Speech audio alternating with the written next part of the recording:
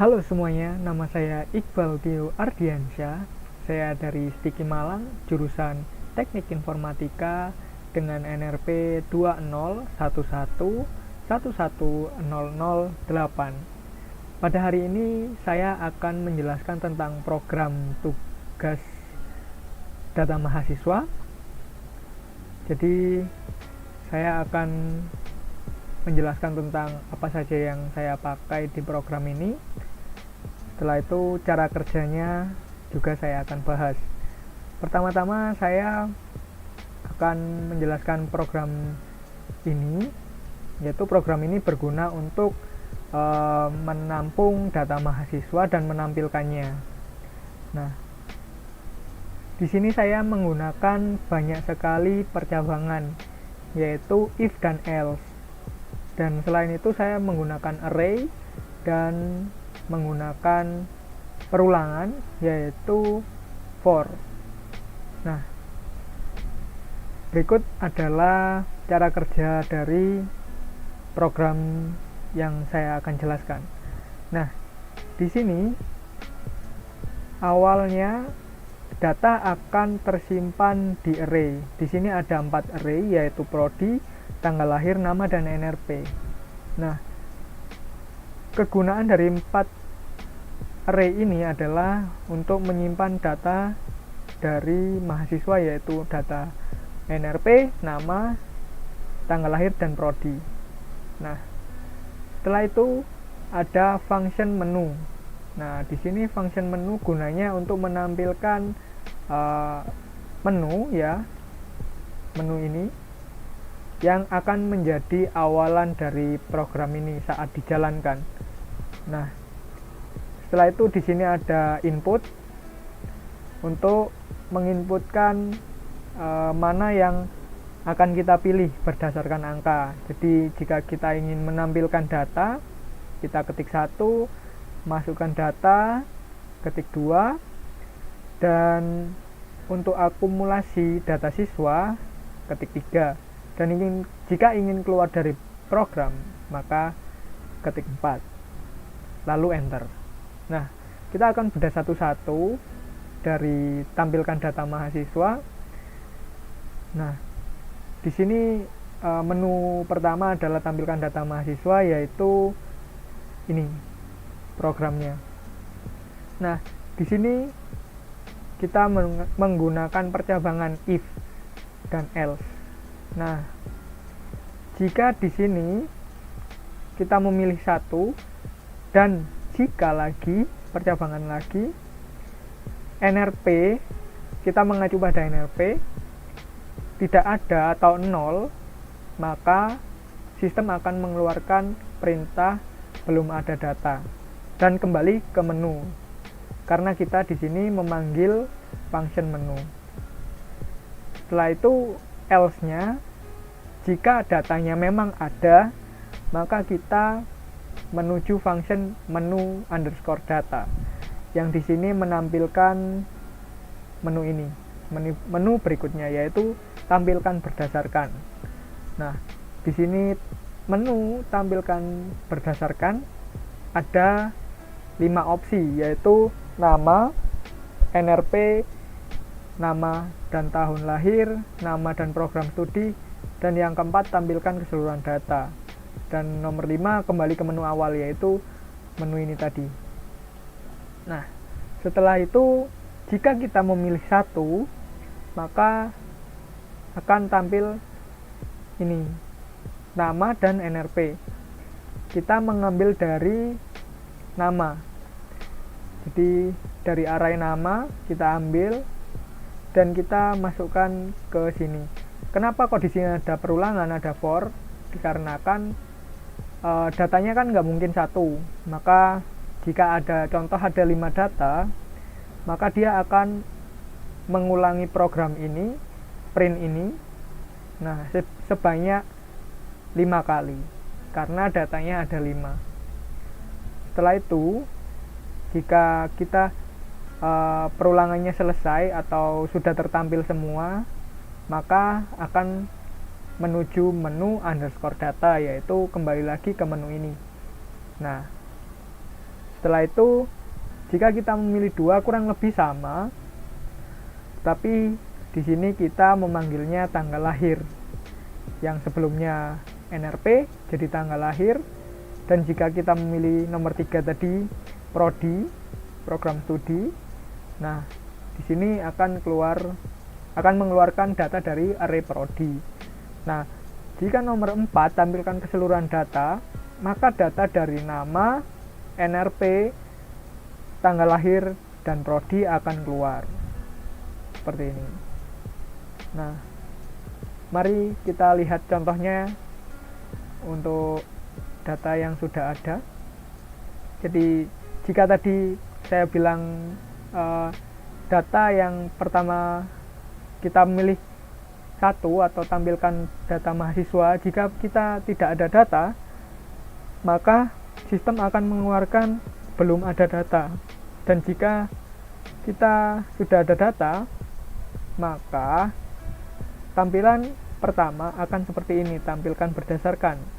Lalu kita memilih nomor 1, maka yang keluar nama dan NRP.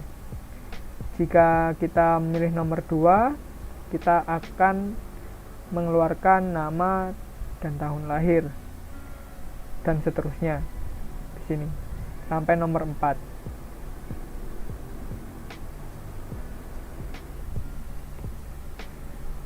Ya, setelah itu kita kembali ke codingannya. Nah, di sini kan batasannya atau opsinya kan sampai nomor 5. Nah, bagaimana jika kita memilih nomor 6 dan selanjutnya? Maka kita akan menuju opsi ini. Jika kita memilih lebih dari 6 sama dengan 6, maka sistem akan mengeluarkan pilihan tidak ada dan langsung kembali ke menu data. Nah, setelah itu semua selesai dan kita lanjut ke opsi nomor 2, yaitu masukkan data mahasiswa.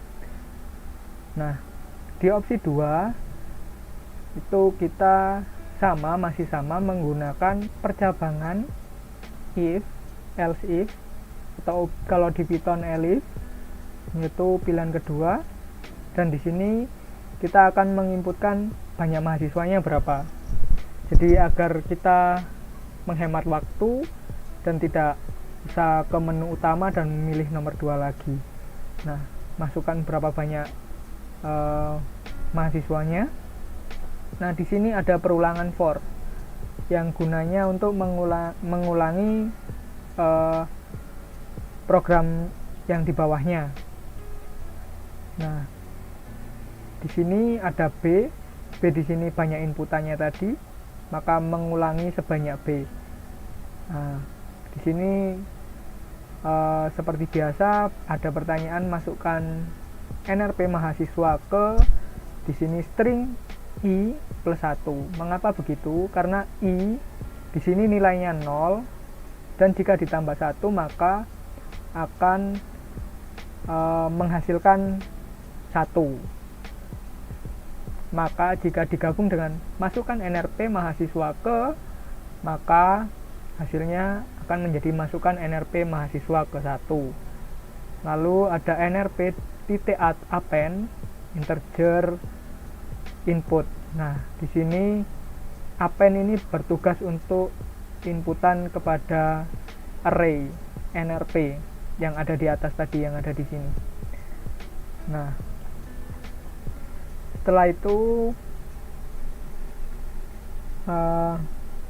integer ya, karena angka, NRP pasti angka dan ada perintah input, maka ini menjadi inputan. Yang kedua adalah mahasiswa, nama. Nah, nama kan nggak mungkin integer, maka kita menggunakan string. Kenapa kok di sini tidak append juga? Karena untuk nama mahasiswa kita tidak bisa melebihi dari 15. Maka jika nilai X lebih dari 16, nah, maka sistem akan mengeluarkan nama terlalu panjang dan kembali ke menu awal. Dan jika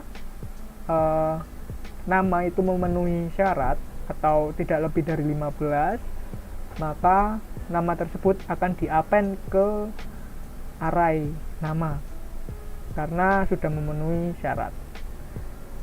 Nah, setelah itu yang lain akan sama dimasukkan ke array, yaitu tanggal lahir dan prodi. Setelah semua perulangan terjadi sebanyak B, jika kita masukkan B-nya 2, maka perulangan akan terjadi 2 kali. Setelah selesai semua akan kembali ke menu utama. Nah, contohnya seperti ini.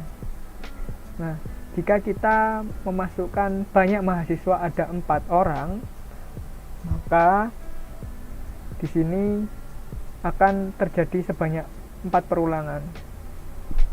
Nah, setelah perulangan yang terakhir, kita langsung menuju menu yang pertama, menu awal. Nah, setelah itu bisa ditampilkan seperti ini jadinya. Nah, setelah itu kita kembali ke codingan lagi, ke sintaksnya. Nah, kita akan membahas opsi ketiga, yaitu akumulasi data siswa. Nah, di sini apa sih akumulasi data siswa? Jadi di sini setelah kita tadi memasukkan atau menginputkan data-data dari mahasiswa, nah di sini kita menghitung berapa yang sama. Misalkan kita menghitung berdasarkan prodi atau jurusan dan tanggal lahir. Nggak mungkin ada yang sama seperti NRT, nggak mungkin sama, nama kan nggak mungkin sama. Nah, di sini kita langsung ke scriptnya. Nah, ini elif pilih sama dengan 3. Maka jika kamu memilih nomor 3 atau menginputkan 3 di menu awal, maka akan masuk di menu ini. Awal-awal akan sistem akan mengeluarkan akumulasi berdasarkan apa.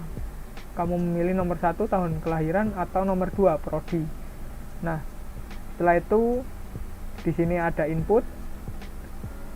Nah, setelah itu jika kamu memilih nomor 1, maka akan print atau mengeluarkan banyak kelahiran tahun 2001 dan 2002. Maka di sini ada string tanggal lahir count. Nah, di sini apa sih count ini? Count adalah untuk menghitung berapa banyak data yang 2001. Dan di sini juga sama 2002. Maka berapa banyak sih data yang ada berdasarkan data 2001 dan 2002. Nah, di sini ada input, tekan enter untuk melanjutkan. Nah, jika enternya ditekan, maka akan kembali ke menu utama. Begitu juga jika kamu memilih nomor 2 berdasarkan prodi. Di sini saya memasukkan 4 prodi, yaitu teknik informatika, sistem informasi, desain komunikasi visual, dan manajemen informasi. Nah, di sini hampir sama, tetapi di count ini isinya menjadi nama prodi, begitu. Nah, contohnya seperti ini.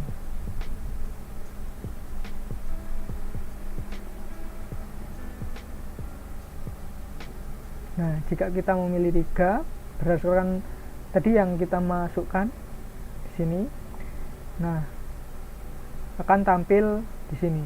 Jika kita memilih nomor 1, maka yang keluar banyak kelahiran tahun 2001 dan 2002.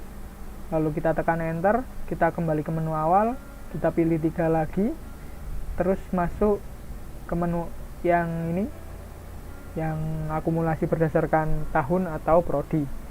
Kita pilih 2 berdasarkan prodi, maka prodi yang muncul akan sesuai berapa-berapanya. Kita cek. Di sini prodi teknik informatika ada 1 orang, dan di sini kelahiran 2001 ada 3 orang. Mari kita cek. Nah, di sini tahun kelahiran ada 3 orang 2001 dan 1 orang yang berjurusan teknik informatika. Nah, Setelah semua muncul, dan kita akan kembali ke menu utama lagi. Nah, kita akan bahas lagi nomor 4. Nah, opsi nomor 4 ini adalah keluar dari program. Jadi scriptnya begini. Di atas tadi, di bawah array ada A sama dengan 0. Nah, di sini gunanya A ini untuk fungsi exit atau fungsi keluar. Nah, di sini nomor 4, jika kita memilih nomor 4 akan keluar program berhenti dan integer A plus 1. Kenapa kok A plus 1? Karena jika A sama dengan 0, kita kembali ke menu dan lainnya atau else, kita akan keluar. Karena di sini nomor 4 ada A plus 1, maka A tidak lagi nilainya 0, maka programnya akan berhenti. Nah, itu sekian penjelasan dari saya tentang program data mahasiswa. Mohon maaf jika ada salah kata. Iqbal Tio undur diri. Adios.